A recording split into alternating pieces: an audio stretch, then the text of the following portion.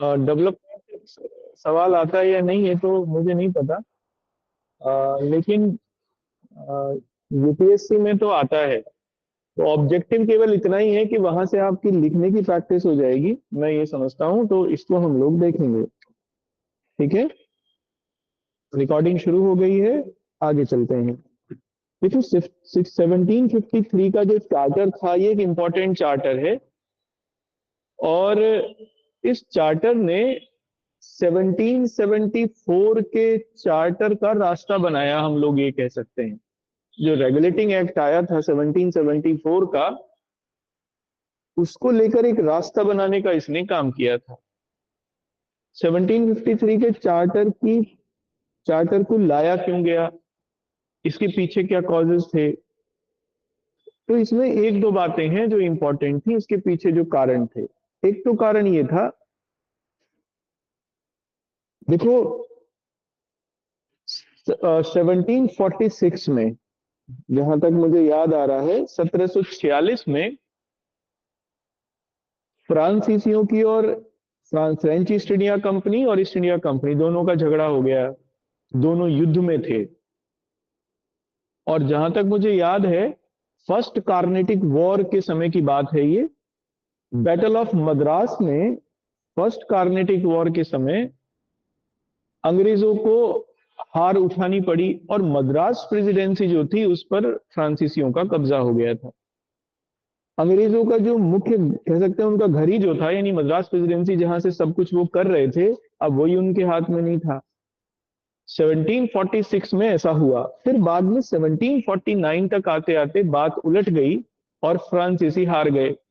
जैसे battle of वॉन्डी wash में फ्रांसीसियों को हरा दिया गया था, अंग्रेजों ने हरा दिया था। फिर से पौंडीच मद्रास उनको मिल गया था, अंग्रेजों के पास फिर से मद्रास आ गया। अब जब पहले 1750 मतलब पहले 1726 के चार्टर में वो इसलिए बना था उस समय क्योंकि जो मद्रास था उस समय अंग्रेजों के पास था, लेकिन बीच में मद्रास अंग्रेजों के पास नहीं रहा, तो एक नया चार्टर इशू करने की जरूरत रही जिसमें फिर से मद्रास प्रेसिडेंसी को स्टैब्लिश करके ईस्ट इंडिया कंपनी को दे दिया जाता। तो एक तो परेशानी ये थी, टेक्निकलिटी थी ये, कि बीच में मद्रास में हार गए, अंग्रेज बाहर हो गए, फिर दोबारा आ गए। अब क्या हो, उस व्यवस्था को बनाना था, तो चार्टर एक नया जारी करना था कंपनी के नाम से। तो एक कारण तो ये था। दूसरा कारण ये था, अभी तक के जितने भी चार्टर इशू थे, गवर्नर और उसकी काउंसिल के बीच के जो संबंध हैं उनके बारे में कोई क्लैरिटी नहीं थी। गवर्नर और उसकी काउंसिल के जो मेंबर्स हैं वो कैसे नियुक्त होंगे, कौन उन्हें नियुक्त करेगा, उनका स्टेटस क्या होगा, या गवर्नर क्या अपनी काउंसिल के द्वारा दिए गए निर्णयों को उलट भी सकता है या नहीं उलट सकता है, इस बारे में सभी चार्टर मौन थे, किसी ने कुछ कहा नहीं। अब गवर्नर और उसकी काउंसिल के बीच में झगड़े भी हुए इसी बीच में, तो फिर इसकी भी क्लैरिटी की जरूरत थी। एक बात। दूसरी बात ये थी, जनरली मेयर की कोर्ट स्टैब्लिश हो गई थी 1787 के चार्टर एक्ट से। 1687 के हम लोगों ने देखा पहले। मेयर की कोर्ट को कौन नियुक्त करे, मेयर की कोर्ट नियुक्त हो गवर्नर जनरल के द्वारा, सॉरी गवर्नर के द्वारा, या फिर राजा के द्वारा। मेयर किसके द्वारा नियुक्त हो, मेयर और उसके एल्डरमैन जिनको हम लोग कह रहे थे, इसके बारे में भी कोई क्लैरिटी नहीं थी। तो एक ये भी क्लैरिटी आनी थी।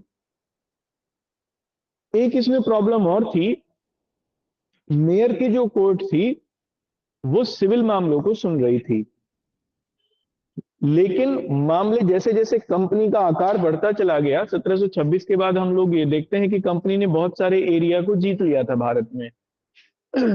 तो विवाद भी बढ़ते चले गए। अब ऐसे जो मेयर की कोर्ट थी वो चौक होने लगी। तो अब एक ये भी मांग थी कि एक मेयर से छोटी कोर्ट बनाई जाए जो बहुत छोटे या माइन्यूट विवादों को सुन सकती हो। तो एक इसको भी एड्रेस करना था इशू को। तो मेरे कहने का मतलब है कि ऐसे कई सारे मुद्दे थे जो 1726 के बाद उठकर आए सामने। इन सबको दूर करने के लिए 1753 का चार्टर जो था वो लाया गया, उसे इशू किया गया और इन सब मामलों को एकदम क्लैरिफाई किया गया। इसमें हम लोग ये कह सकते हैं कि 1753 के चार्टर एक्ट से भारत में जो जुडिशियल सिस्टम था वो एकदम एस्टैब्लिश हो गया था, एकदम क्लियर हो गया था। और आप देखोगे जब तक, क्योंकि जुडिशियल सिस्टम 1753 में बिल्कुल क्लियर हो गया था, इसीलिए 1774 का जब चार्टर एक्ट आया तो उसमें सीधे सुप्रीम कोर्ट की स्थापना कर दी गई। यानी वो कोर्ट जो एपेक्स कोर्ट थी, सबसे ऊपर वाली कोर्ट थी। तो ये तभी हो पाया जब इससे पहले पूरी व्यवस्था बन गई होगी। तो 1753 के चार्टर ने वो पूरी व्यवस्था बना ली थी पहले ही जुडिशियल सिस्टम की। तो आप लिखो इसमें पहले पॉइंट में, after the charter of 1726, after the charter of 1726, many issues arised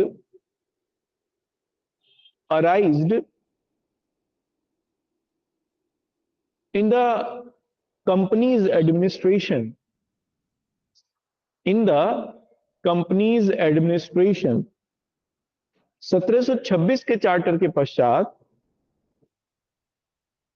1726 के चार्टर के पश्चात अनेक मुद्दे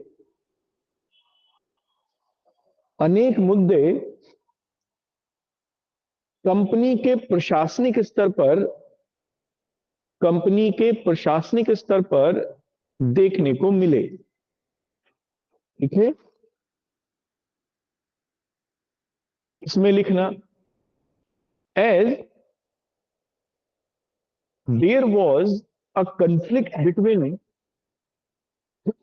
as there was a conflict between governor and its council governor and it's council, जैसे कि एक विवाद गवर्नर एवं उसके परिषद के मध्य उभरा, गवर्नर एवं उसकी परिषद के मध्य उभरा। ठीक है, वन अदर इशू वॉज, ये आगे आएगा, मॉडर्न इंडिया में पढ़ेंगे इसे हम लोग।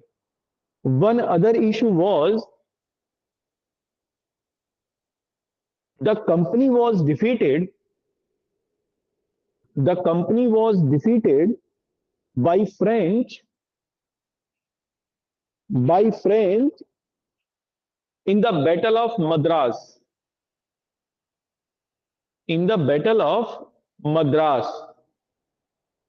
पुनः in the battle of Madras, bracket में लिख लेना 1746, 1746 में यह घटना घट गई।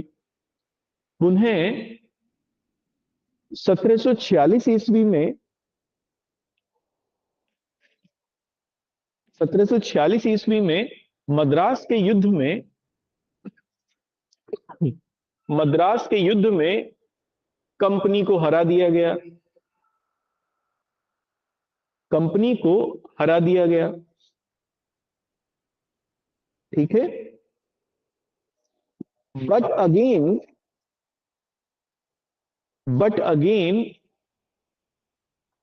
The company took the control over Madras in 1749, पुनः 1749 ईस्वी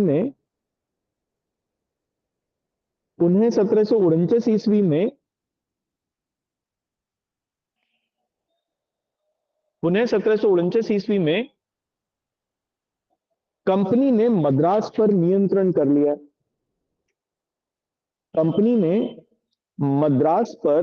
नियंत्रण कर लिया, So now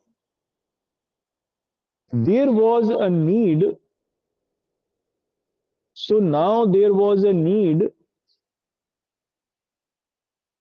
to issue a new charter for the company. अतः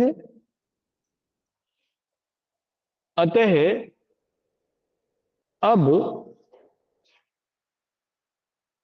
कंपनी के लिए एक नए अधिकार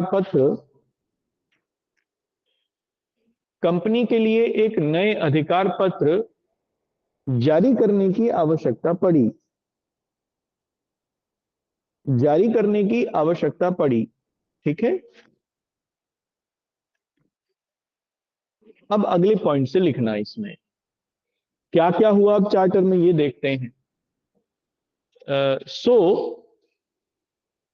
इन द अबव सिचुएशन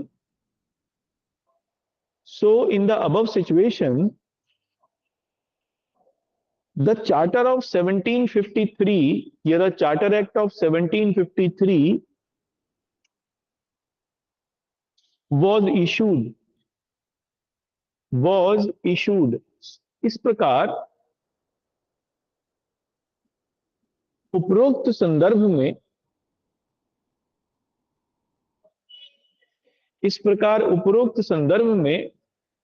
1733 का चार्टर अधिनियम जारी किया गया। ठीक है, अब क्या क्या किया इसने वो लिखेंगे, अगले पॉइंट से देखते हैं। These changes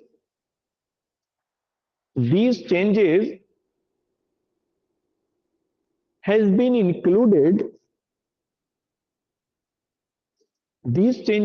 been included in this charter। इस चार्टर में निम्न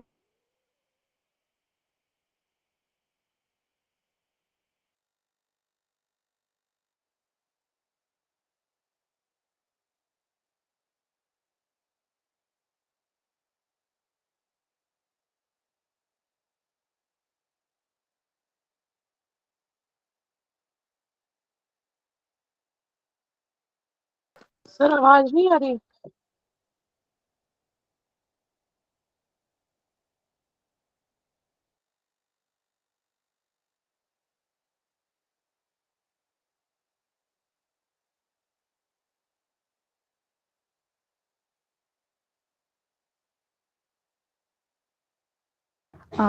कोई बताएगा अभी सर ने कौन सा वाला बोला था चार्टर 1733 है 63 आई थिंक 1733। ओके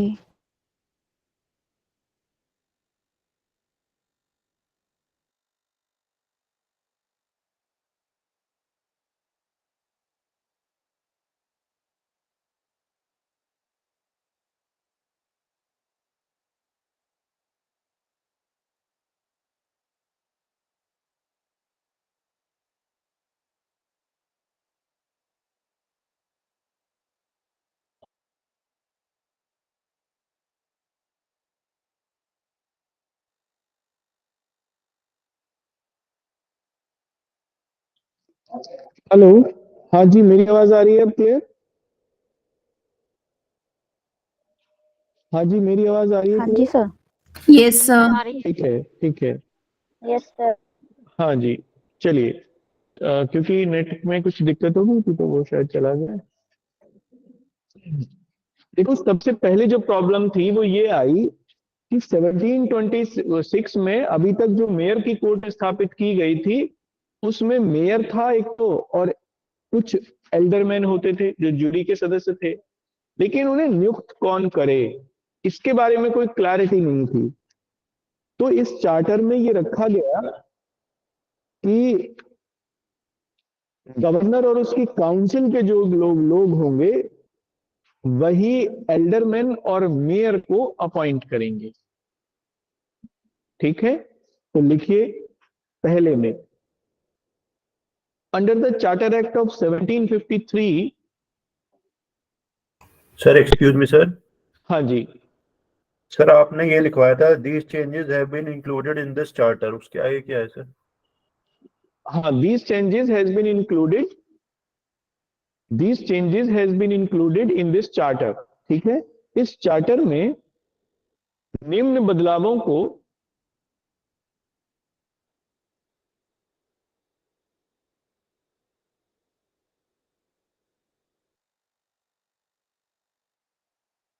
को देखा गया। ठीक है, इन दिस चार्टर, या इन बदलावों को रखा गया। इन this charter these changes is being taken, या जो भी आपने लिखा उसको लिख लीजिए। हाँ मीना जी बताइए क्या क्वेरी है। सर, जो आपने अभी बोला था इस प्रकार उपरोक्त संदर्भ में 733 बोला या 53 बोला सर आपने? चार्टर एक्ट बोला है। 53, अरे 1753, जब चार्टर 1753 का है तो 33 कहाँ से आ जाएगा। Okay, sorry 1753 sir. लिखिए। सर वही सर। हाँ जी, सर 1753 सभी है। ने 33 लिखा है क्योंकि सुनाई वही दिया था। तो हो सकता है मैंने ही 33 बोल दिया हो। हाँ नहीं तो सर, 1753 है। हाँ वो गड़बड़ हो गई होगी। 1753 है, 1753 है। ठीक है ना। Okay sir. तो इसमें पहला पॉइंट लिखना, under this charter, under this charter, under this charter the governor and it's council, the governor and its council has the, was given the authority, was given the authority, was given the authority to appoint mayor, to appoint mayor and aldermen, and aldermen। इस charter के अंतर्गत, इस charter के अंतर्गत mayor एवं alderman को नियुक्त करने का अधिकार, मेयर एवं एल्डरमैन को नियुक्त करने का अधिकार गवर्नर एवं उसकी परिषद को दिया गया। गवर्नर एवं उसकी परिषद को दिया गया। ठीक है, नेक्स्ट लिखना अगले पॉइंट में। देखो एक और परेशानी थी जो देखने को मिली, इसको थोड़ा बढ़िया समझो। परेशानी इसमें यह थी, मान लो मेयर की कोर्ट, मेयर ने ही या किसी एल्डरमैन ने कोई अपराध कर दिया, तब क्या हो, तब कौन सुनेगा उसे, एल्डरमैन या मेयर खुद सुनेंगे या कोई और सुनेगा। इस समय यूरोप में रेनेसां थी, इंग्लैंड में भी, जो रेनेसां क्या बल्कि एनलाइटमेंट था इस समय यूरोप में, प्रबोधन का युग था, नए विचारों की उत्पत्ति हो रही थी, न्याय का सिद्धांत बड़े लेवल पर प्रमोट किया जा रहा था, द थ्योरी ऑफ जस्टिस, और उसमें न्याय और सत्य को जोड़कर देखा जाता था। देखो न्याय हमेशा सत्य के साथ जुड़ा हुआ होता है। जैसे कल मुझे याद आ रहा है, संगीता जी ने एक क्वेश्चन पूछा था कि मानवता और न्याय अगर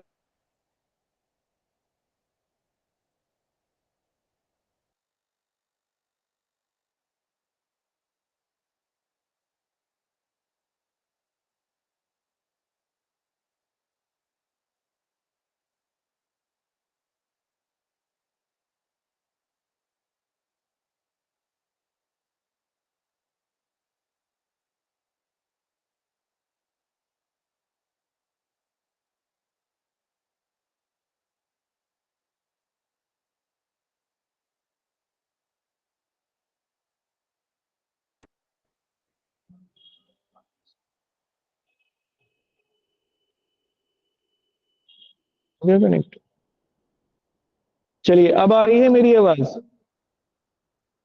हाँ जी आवाज आ यस रही सर। है। हाँ ठीक है। तो जो न्याय है वो इसीलिए बड़ी संकल्पना है क्योंकि न्याय केवल मानवता से जुड़ा हुआ नहीं है, बल्कि न्याय पूरी प्रकृति के स्तर पर है, पूरी प्रकृति माने, यहां पर प्रकृति माने का पेड़ पौधे नहीं है मेरा। प्रकृति से मतलब है संपूर्ण सामाजिक, राजनीतिक, आर्थिक या भौगोलिक संरचना के स्तर पे न्याय।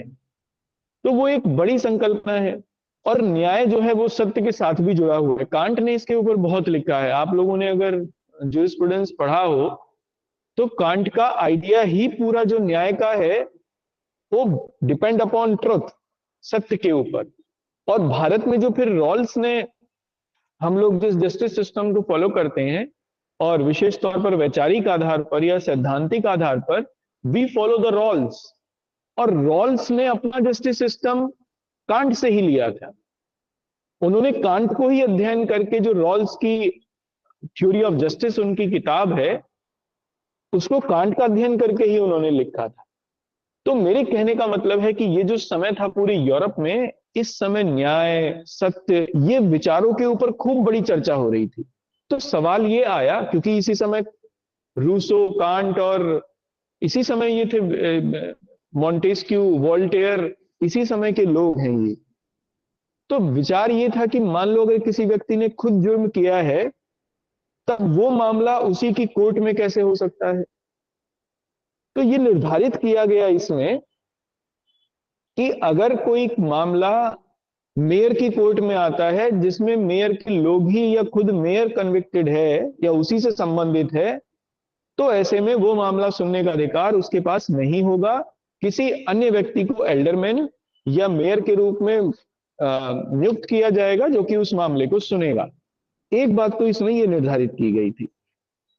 दूसरा, मेयर की कोर्ट को राइट्स दे दिए गए थे, सिविल राइट्स पहले ही दे दिए गए थे। इनको भी क्लियर कर दिया गया कि तो ऑल सिविल राइट्स हैं, या जो सिविल मामलों को देखने का अधिकार है, वो मेयर की कोर्ट के पास रहेंगे ही। तो आप लिखो इसमें अगले पॉइंट में, the jurisdiction of mayor's court, the jurisdiction of mayor's court was civil jurisdiction,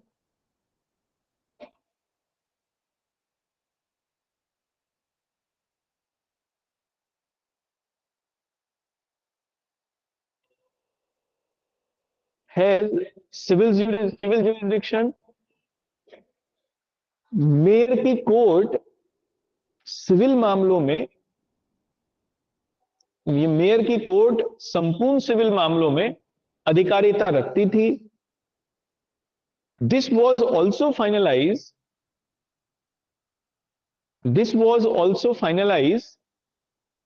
in the Charter of 1753। in the Charter of 1753, इसे 1753 के चार्टर में 1753 के चार्टर में अंतिम रूप दे दिया गया। ठीक है, कंटिन्यूएशन में ही लिखना,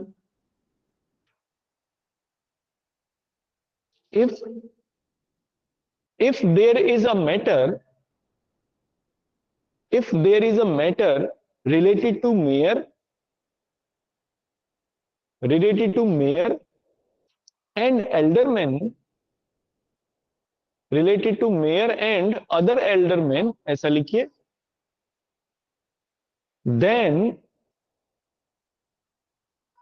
then this court has no jurisdiction, in such matters, no jurisdiction in such matters। इन मामलों में या ऐसे मामलों में जिनमें मेयर एवं उसका न्यायालय स्वयं वादी अथवा प्रतिवादी है, ऐसे मामलों को सुनने का अधिकार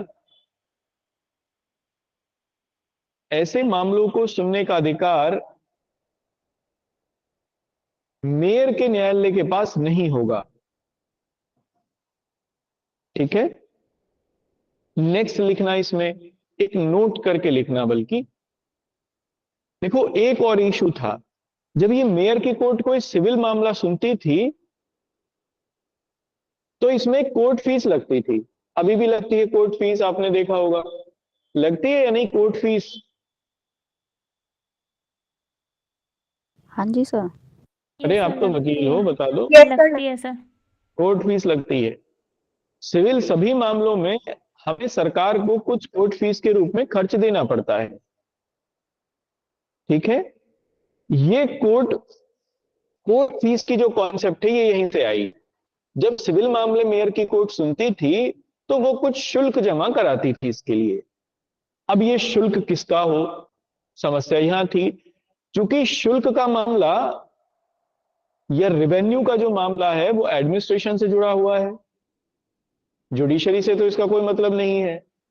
लेकिन वो पैसा जमा हो रहा था मेयर की कोर्ट के पास में, क्योंकि उस मामले को मेयर की कोर्ट सुन रही थी। तो ये निर्धारित किया गया कि अगर ऐसी कोई फीस जमा होती है, डिपॉजिट होती है, जिसे मेयर की कोर्ट लेती है, कराती है, वो अपने पास नहीं कराएगी, वो सरकार को देगी। इसीलिए आपने देखा होगा कि कोर्ट फीस हमेशा ट्रेजरी में जाती है। अभी भी कोर्ट फीस कहां जाती है? ट्रेजरी में जाती है, नहीं? हाँ या ना? Yes sir. अरे ट्रेजरी में जमा होती है कोर्ट फीस। आप जो भी लेते हो, स्टैंप वगैरह, ये सब ट्रेजरी में जमा होता है। ठीक है, यहीं से शुरू हुआ था 1753 के चार्टर से ही ये कॉन्सेप्ट। अब मैं ये बातें इसलिए आपको बता रहा हूं, कोई आपसे ये पूछ ले कि इंडियन पार्लियामेंट्री प्रोसीजर या इंडियन जुडिशियल प्रोसीजर या फिर प्रोसीजर एस्टैब्लिश्ड बाय लॉ, ये कहां से आया सब कुछ, तो that is came from England. और कॉन्स्टिट्यूशन डेवलपमेंट में हमें इसके खूब साइन देखने को मिलते हैं। आप उदाहरण दे दे के लिख सकते हो इसको लेके। तो लिखिए, अगले पॉइंट में नोट में लिखना, under the charter of 1753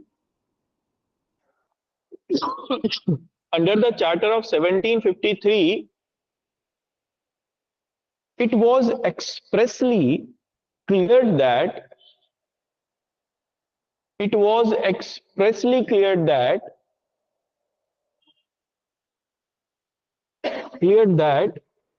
the court fees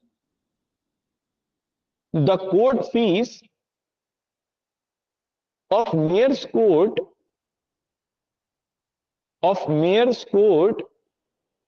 would be submitted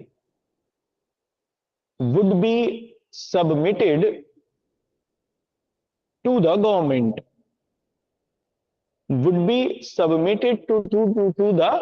government, and the court has no right on it. ठीक है, अंग्रेजी में लिखिए, चार्टर अधिनियम 1753 के अंतर्गत, हिंदी में मतलब चार्टर अधिनियम 1753 के अंतर्गत यह मुख्यतः या मुख्य रूप से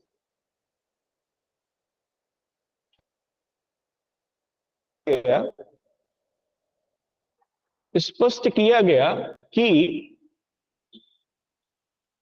न्यायालय द्वारा वसूला जाने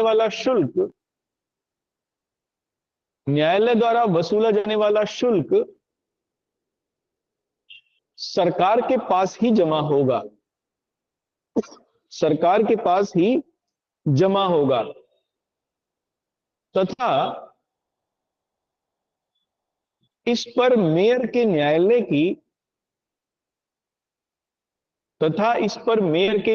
की कोई अधिकारिता नहीं होगी।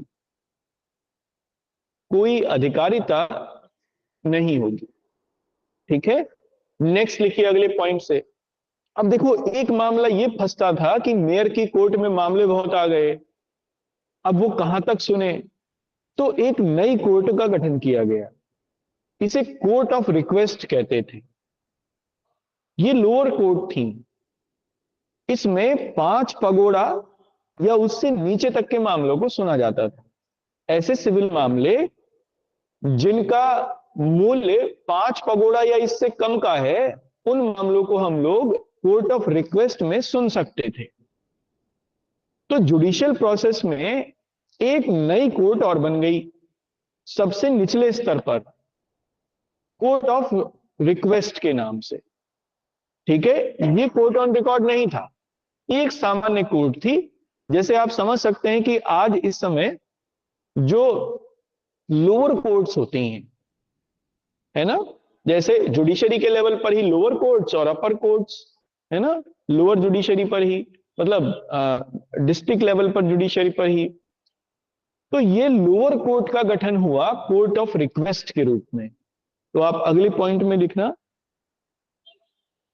By the charter act of 1753, by the Charter Act of 1753, a new court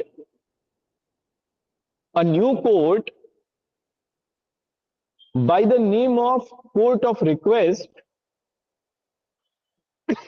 by the name of Court of Request has been founded, has been founded। ठीक है, चार्टर अधिनियम 1753 के अनुसार प्रत्येक प्रेसिडेंसी में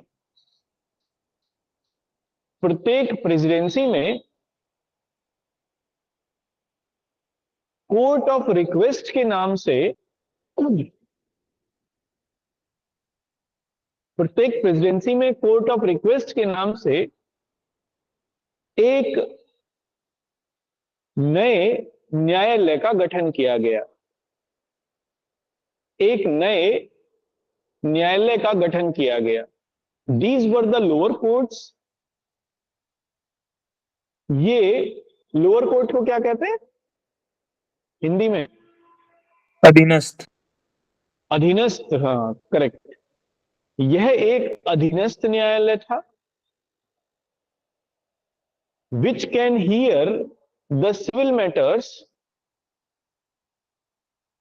which can hear the civil matters up to 5 pagoda, up to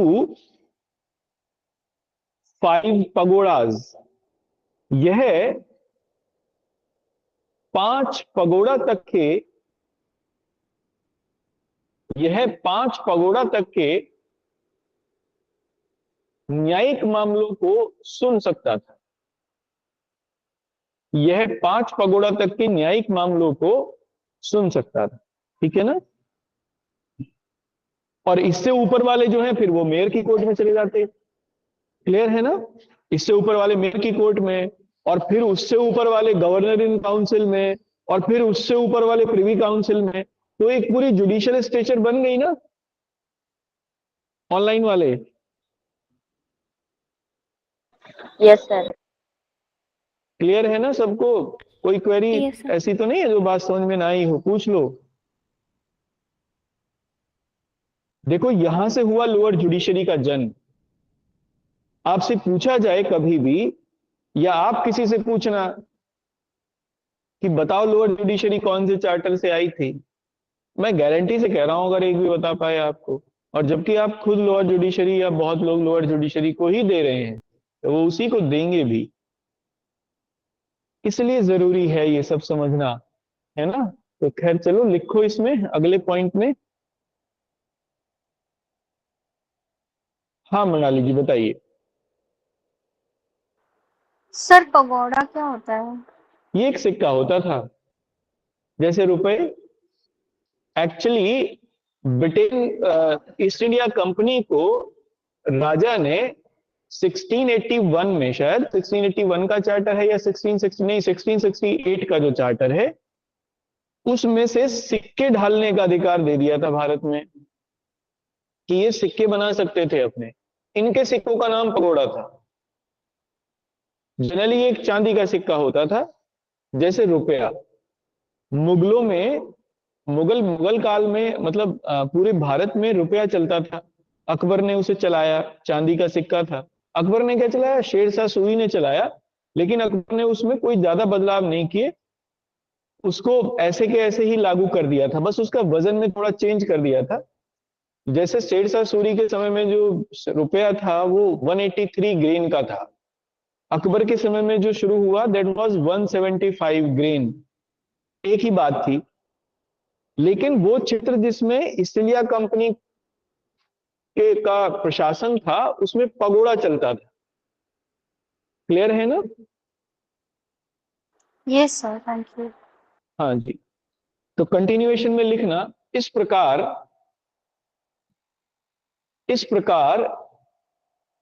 court of request के माध्यम से भारत में अधीनस्थ न्यायालय की नींव पड़ी। भारत में अधीनस्थ न्यायालय की नींव पड़ी। And so by the mean of charter act of 1753,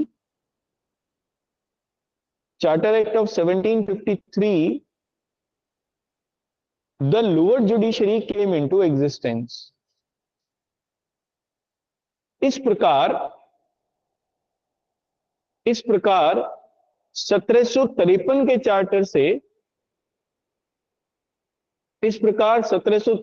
charter से एक विस्तृत न्यायिक व्यवस्था का या एक विस्तृत न्यायिक ढांचे का, व्यवस्था नहीं, एक विस्तृत न्यायिक ढांचे का जन्म हुआ। सो by the charter of 1753, a detailed judicial structure या a detailed structure of judiciary established in India। अब क्या थी वो लिखेंगे। पहला लिखना कोर्ट ऑफ रिक्वेस्ट, ये सबसे नीचे थी, है ना। स्ट्रक्चर लिख रहे हैं हम लोग, तो स्ट्रक्चर में सबसे पहली कोर्ट है कोर्ट ऑफ रिक्वेस्ट, ठीक है। इसके आगे डैश करके लिखना have the jurisdiction up to 5 pagoda. Have the jurisdiction up to 5 pagoda. इसका अधिकार क्षेत्र 5 पगोड़ा तक के मामलों तक का था, या 5 पगोड़ा तक के मामलों का था, ठीक है। दूसरा लिखिए मेयर्स कोर्ट, इसके ऊपर कौन सी है? मेयर कोर्ट है, तो दूसरा लिखिए मेयर्स कोर्ट, मेयर का न्यायालय, ठीक है। इसमें लिखना all civil cases more than 5 pagoda, and up to 500 pagodas, ऐसे सभी सिविल मामले, सभी सिविल मामले जो 5 पगोड़ा से 500 पगोड़ा तक के थे, ठीक है। थर्ड लिखिए court of governor and it's council, court of governor and it's council, governor एवं उसकी परिषद का न्यायालय, गवर्नर एवं उसकी परिषद का न्यायालय। इसमें लिखना, अब ये 500 से और 1000 तक के मामले सुन सकते थे, ये तो सिविल थे, और क्रिमिनल सारे सुन सकते थे। क्रिमिनल मामलों में सभी मामले गवर्नर और उसकी काउंसिल सुन सकती थी। रिवेन्यू के मामले भी ये सुन सकते थे, रिवेन्यू से जुड़े हुए मामले, क्रिमिनल मामले, और वो सभी सिविल मामले जो कि 500 से 1000 के बीच के थे, उनको सुनने का काम गवर्नर और उसकी काउंसिल का था। क्लियर है ना? लिखिए इसमें,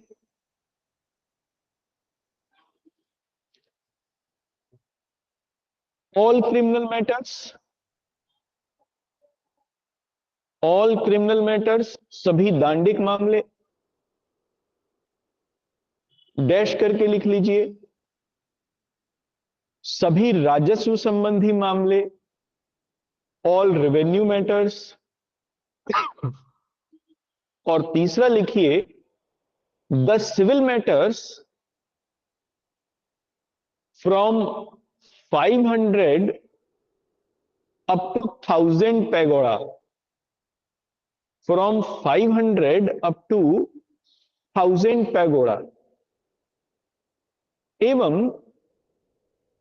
सभी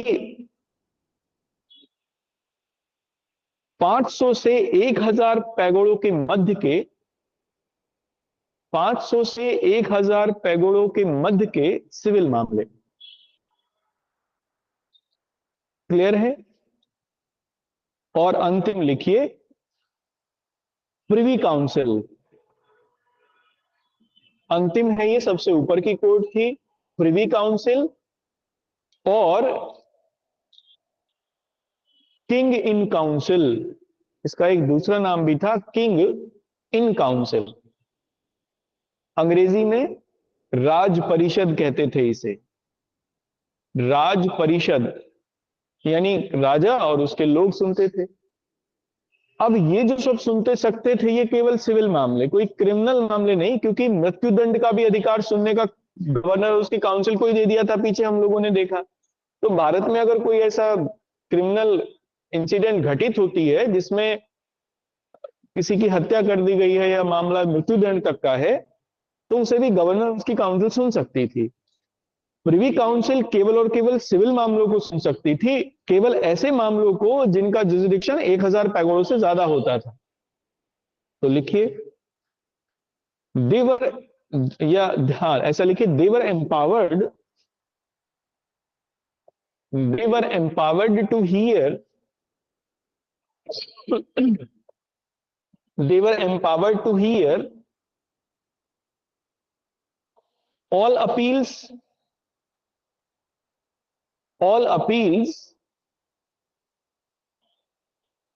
from the court of governor,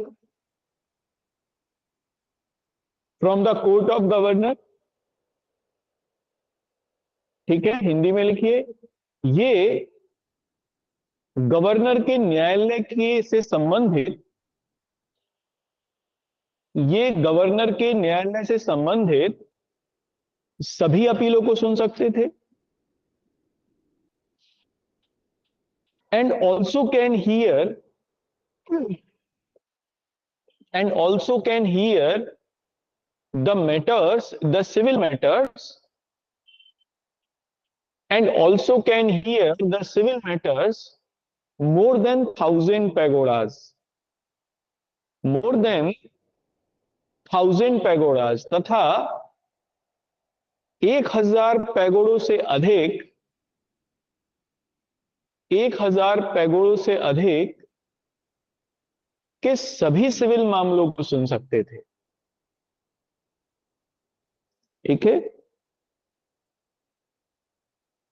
clear है ये बात? यहां तक बताओ मुझे। देखो बन गया ना एक क्लियर जुडिशरी का ढांचा, एक जुडिशियल स्ट्रक्चर बन गई, कौन क्या सुनेगा एकदम क्लैरिटी आ गई। मेयर की कोर्ट ऑन रिकॉर्ड थी, प्रशासनिक मामले गवर्नर इन काउंसिल के पास थे। गवर्नर इन काउंसिल एक एपेलेट कोर्ट भी थी। मेयर की जो अपीलें हैं, मेयर की कोर्ट के बाद उसके विरुद्ध जो अपीलें थी वो गवर्नर काउंसिल में सुनी जा सकती थी, और बाद में गवर्नर काउंसिल की जो अपीलें थी वो प्रिवी काउंसिल में सुनी जा सकती थी। और इस पूरे के पूरे स्ट्रक्चर का जो आधार था दैट वाज इंग्लिश लॉ, है ना। कानून भी अंग्रेजी था, माध्यम भी अंग्रेजी था, ये सब कुछ अंग्रेजी था। तो इसमें नोट करके लिख लीजिए,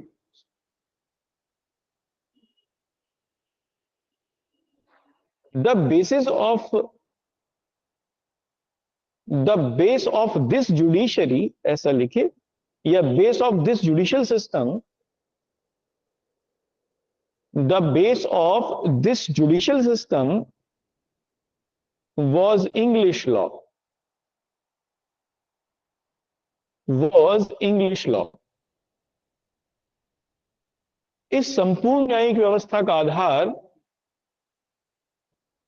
इस संपूर्ण न्यायिक व्यवस्था का आधार इंग्लिश विधि थी। ठीक है, अब इसमें अगले पॉइंट से लिखना। ये तो इसमें अच्छा अच्छा हुआ चार्टर में। अब देखते हैं इसमें कमियां क्या थी चार्टर में। देखो, इसमें पहली कमी, जुडिशरी को एग्जीक्यूटिव के अधीन कर दिया गया था। कैसे? मेयर की कोर्ट एक सिविल कोर्ट थी और कोर्ट ऑन रिकॉर्ड थी, यानी वो जो कहती वो न्याय कानून ही होता एक तरीके से। लेकिन उसका गठन कौन कर रहा था, नियुक्ति कौन कर रहा था? गवर्नर और उसकी काउंसिल। गवर्नर और उसकी काउंसिल क्या थी? एग्जीक्यूटिव बॉडी थी। एग्जीक्यूटिव बॉडी जुडिशरी की नियुक्ति कर रही थी, प्रत्यक्ष रूप से कर रही थी। इस जबकि होना क्या चाहिए, मतलब एक सामान्य जो बात है, न्याय और न्यायिक अधिकारी या तो स्वतंत्र होते हैं या फिर एग्जीक्यूटिव से ऊपर होते हैं, एग्जीक्यूटिव के अंडर में काम नहीं करते हैं, क्योंकि जो न्याय है वो सबसे बड़ा मूल्य है समाज का। लेकिन इस चार्टर एक्ट से क्या किया गया, न्याय व्यवस्था को प्रशासनिक व्यवस्था के अंतर्गत कर दिया गया। ये एक गलत सिस्टम था, अगेंस्ट था ये जो एक जुडिशियल प्रोस्पेक्टस था सोसाइटी का। एक तो इसमें ये कमी थी। दूसरी इसमें ये कमी थी क्योंकि ये पूरी तरीके से सिस्टम इंग्लिश लॉ के ऊपर बेस्ड था। लेकिन गवर्नर इन काउंसिल जब मेयर और एल्डरमैन को नियुक्त करती थी तो वो किन्हीं लीगल एक्सपर्ट को नियुक्त नहीं कर पाती थी, क्योंकि लीगल एक्सपर्ट थे इंग्लैंड में। उसे यहीं से लोगों को ढूंढना पड़ता था जो जज बन पाते। इसलिए सामान्यतः वो प्रशासनिक अधिकारियों में से ही किसी को जज बना लेते थे जिन्हें इंग्लिश लॉ की जानकारी सामान्य थी, विशिष्ट नहीं थी। जबकि न्याय करने के लिए जो लॉ की जानकारी है वो सामान्य ना होकर विशिष्ट होनी चाहिए, तभी आप न्याय कर सकते हो। इसलिए जनरली ये देखने को मिला कि मेयर की कोर्ट हो चाहे कोर्ट ऑफ रिक्वेस्ट हो, उसमें जो लोग थे जिन्हें नियुक्त किया जाता था, वो जो जज थे वो लेमन टाइप के लोग थे, कोई एक्सपर्ट नहीं थे, लीगल एक्सपर्ट। तो जिसकी वजह से न्यायिक व्यवस्था में परेशानियां भी देखने को मिली। तो इसके डीमेरिट्स और लिख लीजिए, लिखे इसमें अगले पॉइंट में, डीमेरिट्स ऑफ चार्टर ऑफ 1753, 1753 के चार्टर की कमियां। ठीक है, पहली कमी लिखना, बाय दिस चार्टर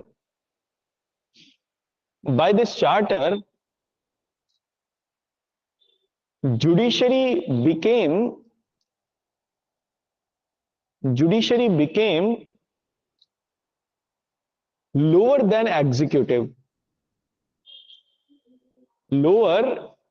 executive, इस चार्टर के माध्यम से न्यायपालिका को कार्यपालिका के अधीन कर दिया गया।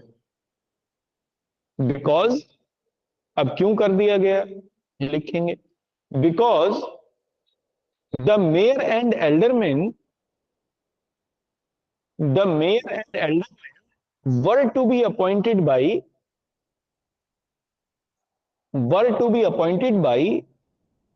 governor and its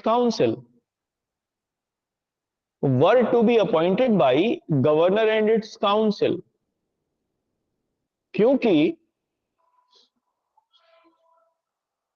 मेयर एवं एल्डरमैन की नियुक्ति, क्योंकि मेयर एवं एल्डरमैन की नियुक्ति गवर्नर एवं उसकी परिषद के द्वारा की जानी थी। क्लियर है ना? ऑनलाइन वाले बताओ, क्लियर है?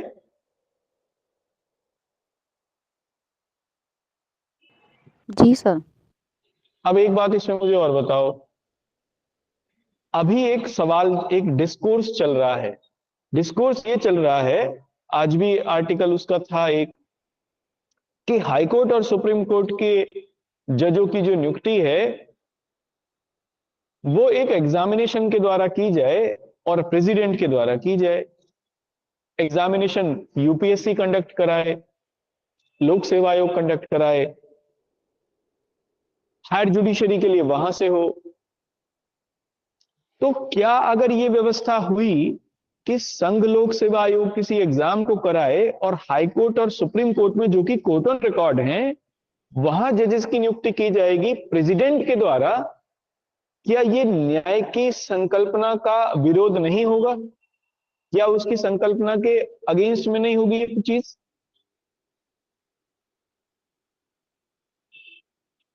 अरे बताओ। जी सर। बिल्कुल होगी। यही तो न्याय के विचार के विरोध में है।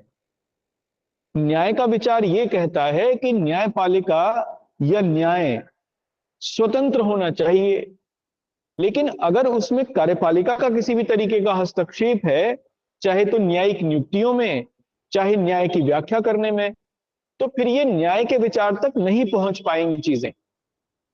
इसीलिए यही तो कमी थी 1753 के चार्टर एक्ट की।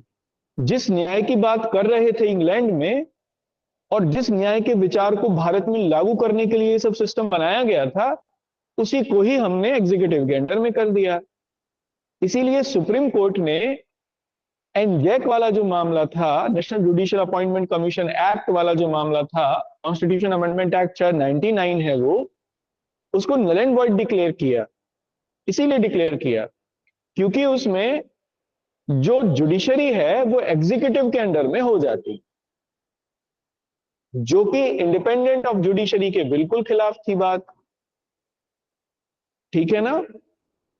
इसीलिए सरकार अभी भी यही कर रही है। ये सरकार खैर जो भी है, ये तो ये जाने पता नहीं कैसे हैं, लेकिन ये अभी भी वही चाहती है कि जो न्यायपालिका है वो कार्यपालिका के अंतर्गत हो, जो कि एक खराब प्रकार की बात है।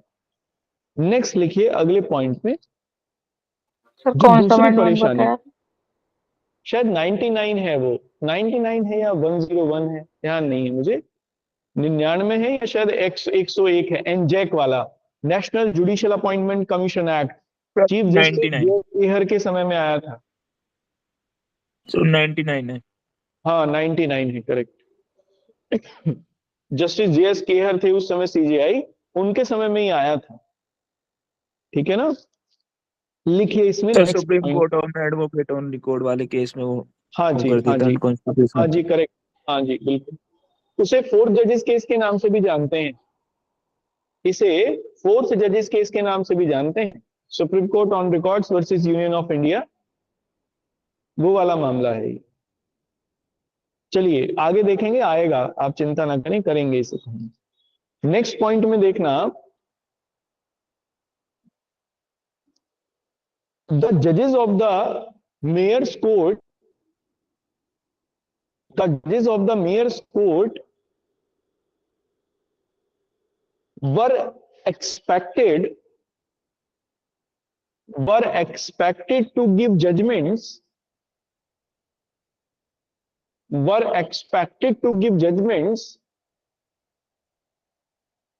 on the lines of English law, on the lines of English law। Mayor court एवं उसके न्यायाधीशों से, मेयर कोर्ट एवं उसके न्यायाधीशों से यह उम्मीद की जाती थी, यह उम्मीद की जाती थी कि वे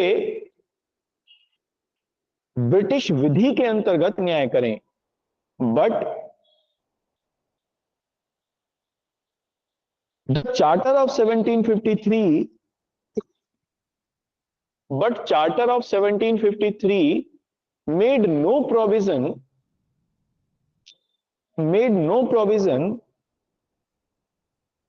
that the law expert must be included,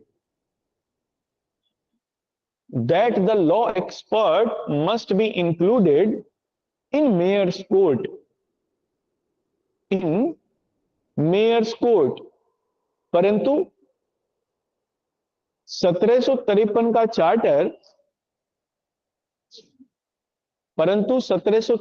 charter यह कोई व्यवस्था नहीं करता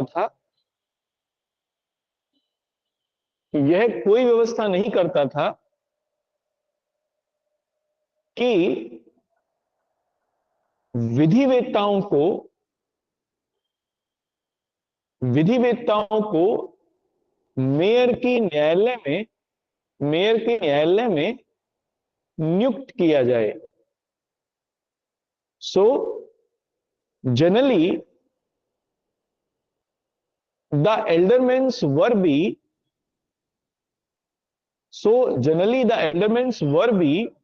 the company's servants.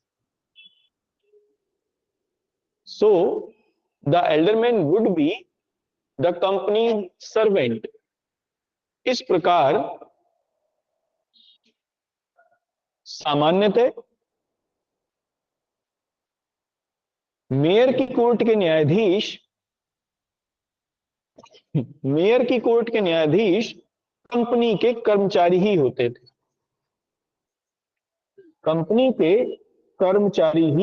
थे. ठीक है, ये इसके डीमेरिट्स थे 1753 के चार्टर एक्ट के. मैं समझता हूं कि आपको ये क्लियर हो गए होंगे. ठीक है,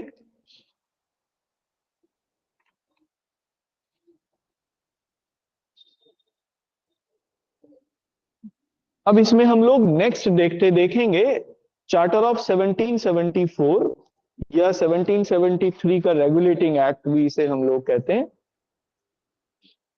पास चूंकि 74 में हुआ, 26 मार्च 1774 में ये पास हुआ था, तो इसलिए इसे चार्टर 1774 कहते हैं. लेकिन ये पेश हो गया था बिल पार्लियामेंट में 1773 में ही, शीतकालीन सत्र में, दिसंबर वगैरह में, नवंबर या दिसंबर में. वहां पे उस समय लॉर्ड नॉर्थ प्रधानमंत्री थे, तो इसीलिए इसे नॉर्थ का चार्टर भी कहते हैं.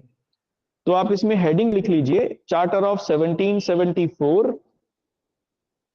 और ब्रैकेट में लिख लीजिए रेगुलेटिंग एक्ट ऑफ 1773, और तीसरा नाम भी है इसका the charter act of Lord north.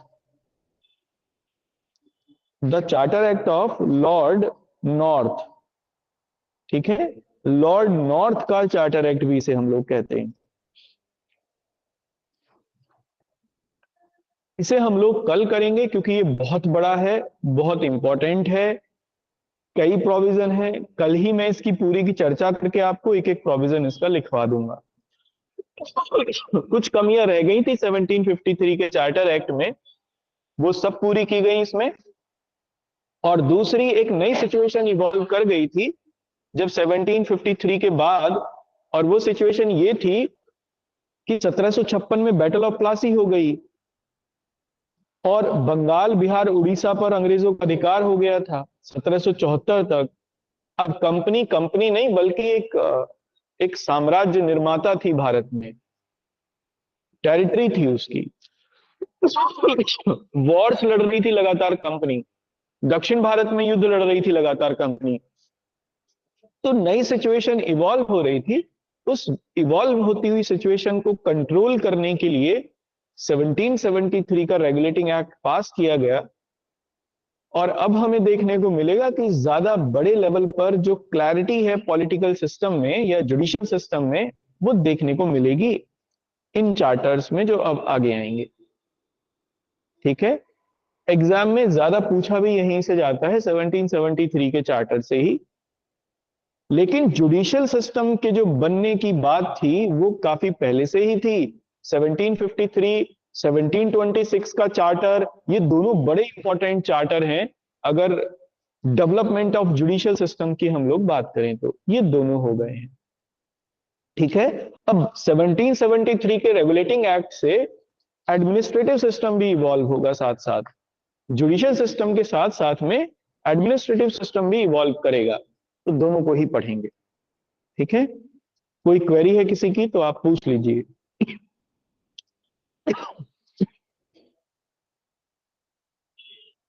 चलिए ठीक है, फिर कल मिलते हैं इसी समय। सर ओके, हाँ जी। सर ये जो आप उस पर जो क्रैश कोर्स पे आप वीडियो डाल रहे हैं उसमें जो हम सर्च करेंगे आज की डेट का, तो हम कैसे करेंगे? उसमें ना जुडिशियल इसी में नंबर पड़े होंगे सब, है ना, 1 2 वीडियो ऐसे करके नंबर पड़ा हुआ होगा, आपको मिल जाएगा। जैसे आपको पता होगा कि आज ये दूसरी क्लास है शायद या तीसरी क्लास है, आप उस हिसाब से उसमें देख लेना। वैसे कोशिश करूंगा मैं कि लिस्टिंग उसकी करवा दूं।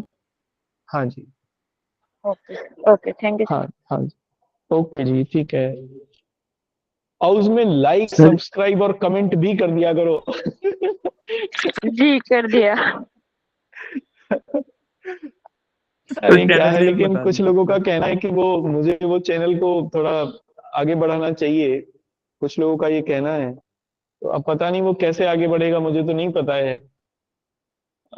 लेकिन वो कह रहे हैं कि उससे ज्यादा अच्छा चीजें हो सकती हैं, देखते हैं। आप उसे शेयर कर दो जिससे मेरे 500 सब्सक्राइबर हो जाएं। अभी उसमें 450 के आसपास हैं, 50 लोग और चाहिए। तो उससे ये होगा कि फिर मैं कोशिश ये करूंगा कि ज्यादातर जो क्लासेस हैं और इम्पोर्टेंट क्लासेस का एक पीडीएफ बना के, मतलब पीडीएफ में लिस्टिंग, एक लिस्ट बना के और उस पे मैं डाल दूं, ठीक है, जिससे ज्यादा से ज्यादा लोगों का भला हो सके। पता है नॉलेज ना, पढ़ तो सभी रहे हैं, इसमें क्या दिक्कत है, सभी पढ़ रहे हैं, आगे भी सभी पढ़ेंगे। लेकिन विशिष्टता क्या होती है, और सबसे बड़ी बात यह है कि आप अपने बच्चों को क्या सिखाओगे। उनको यही केवल सिखा के और छुट्टी करोगे कि ये था, ये लॉ में ये था, अब आईपीसी बदल गई है, सीआरपीसी बदल गई है। जब तक आप खुद एक डेप्थ में नॉलेज नहीं रखोगे, तब तक उन्हें कैसे डेप्थ में नॉलेज के लिए आप प्रेरित कर पाओगे। देखो, चीजों को जो जैसा होता है ना वो वैसा ही देखता भी है और दिखाने की भी कोशिश करता है। अगर आपके पास डेप्थ में नॉलेज होगी तो आप लोगों को प्रेरित करोगे उसको सीखने के लिए, डेप्थ में नॉलेज के लिए लोगों को प्रेरित करोगे। लेकिन अगर आपके पास शैलो लेवल पर ही नॉलेज है तो फिर आप चक्कर में ही नहीं पड़ोगे, आप कहोगे भाई काम चला लो, कोई दिक्कत नहीं है, सब ऐसे ही चल जाता है। लेकिन अगर आपको अपने बच्चों को बहुत अच्छे से सिखाना है आगे आने वाली जनरेशन के लिए, तो फिर आपको बहुत अच्छे से सीखना भी पड़ेगा पहले।